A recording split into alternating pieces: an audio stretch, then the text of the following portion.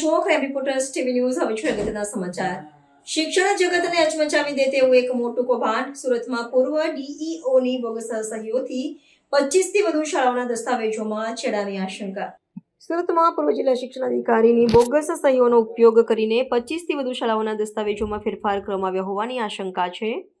આ સમગ્ર પ્રકરણમાં કરોડો રૂપિયાની ગેરરીતિ થઈ હોવાની સંભાવના વ્યક્ત કરવામાં આવી રહી છે। સમગ્ર મામલો ત્યારે પ્રકાશમાં આવ્યો જ્યારે એક અજાણી વ્યક્તિ દ્વારા પૂર્વ શિક્ષણાધિકારીની નકલી સહીવાળો એક આદેશ કચેરીમાં રજૂ કરવામાં આવ્યો હતો। આ આદેશ શંકાસ્પદ જણાતા તેની સઘન ખરાઈ કરવામાં આવી હતી, જેમાં સહી બોગસ હોવાનું સ્પષ્ટ થતાં સમગ્ર ભોપાળું બહાર આવ્યું હતું। પ્રાપ્ત માહિતી અનુસાર આ ગેરરીતિમાં શિક્ષણ વિભાગની કચેરીમાં ફરજ બજાવતા આશરે 3 જેટલા કર્મચારીઓની સંડોવણી હોવાની પણ શક્યતાઓ છે। આ કર્મચારીઓએ આર્થિક લાભ મેળવવા માટે આ પ્રકારે દસ્તાવેજોમાં ચેડા કર્યા હોવાનું પ્રાથમિક તારણ છે।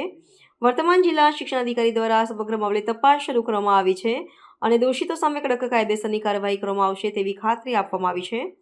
પૂર્વ અધિકારીની સહીના દુરુપયોગથી થયેલા કૌભાંડની ગંભીરતાને જોતા કચેરીના આંતરિક વહીવટની સુરક્ષા અને પારદર્શિતા પર સવાલો ઊભા થયા છે। તંત્ર દ્વારા ઝડપથી તપાસ પૂર્ણ કરી તમામ સંડોવાયેલા વ્યક્તિઓની સજા મળે તેવી માંગ ઉઠી છે। સુરતની અંદર આવેલી 1100 કરતાં વધુ શાળાઓ પ્રાથમિક શાળાઓ આવેલી છે સુરત મહાનગરપાલિકા વિસ્તારમાં।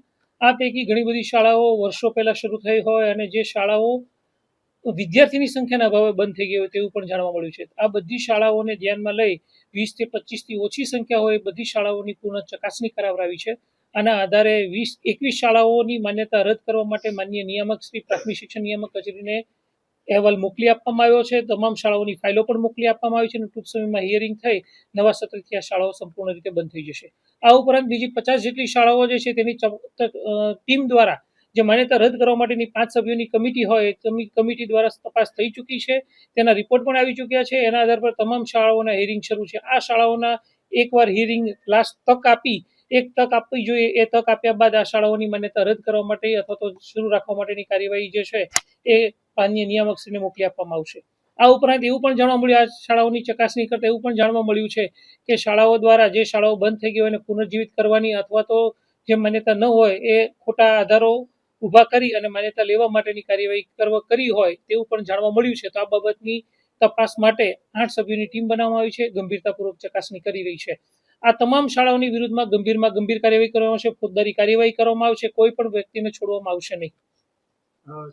સમગ્ર જે મામલો હતો કઈ રીતે આ લોકો આખો આ કાગળ તૈયાર કરતા? આ બાબતની અંદર તપાસ કમિટીનો રિપોર્ટ અને શાળાના હિયરિંગ અને શાળાના તમામ ડોક્યુમેન્ટનું કચેરીના ડોક્યુમેન્ટ સાથે સરખામણી કરાવ્યા બાદ આગળની કાર્યવાહી કરવામાં આવશે। છેલ્લા 15 થી 17 વર્ષ સુધીના તમામ ડોક્યુમેન્ટનું વેરિફિકેશન કરાવી રહ્યા છે, જેથી કરીને કોઈ પણ શાળા જે છે એ આવી જો જાણવા મળશે તેની વિરુદ્ધમાં કાર્યવાહી કરવામાં આવશે। શાળા મંડળ વિરુદ્ધ પણ કાર્યવાહી કરવામાં આવશે અને જે આ કૃત્યમાં સંડોવાયેલા હશે તેની વિરુદ્ધમાં પણ કાર્યવાહી કરવામાં આવશે। ધ્યાને કઈ રીતે આવ્યું આપકો?